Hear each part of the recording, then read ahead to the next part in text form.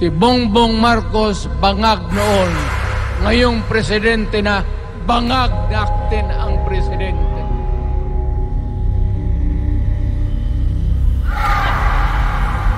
Ayaw ko sanang bumalik. Ayaw ko na. Matanda na ako. Putang ina, napapandol lang ako dyan eh. Kaya lang,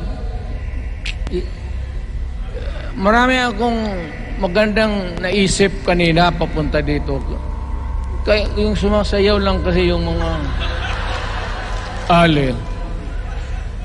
Nabakante tuloy, nakalimutan ko kung ano ko nang sama. Tangina. Huwag kayong magpaloko.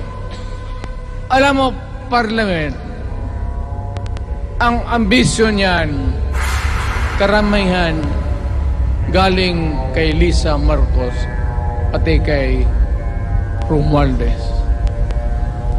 Bongbong bangag yan.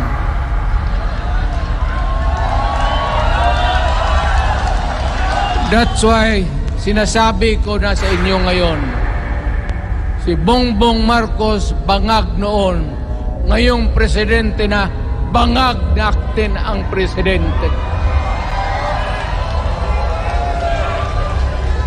Kayong mga military, alam ninyo yan. Lalo na yung nasa Malacanang. Alam ninyo. The Armed Forces of the Philippines, alam ninyo. May drug addict tayo na presidente. Putang inang yan. Ayun ang bakit ako nagkaroon ng kaso ng ICC.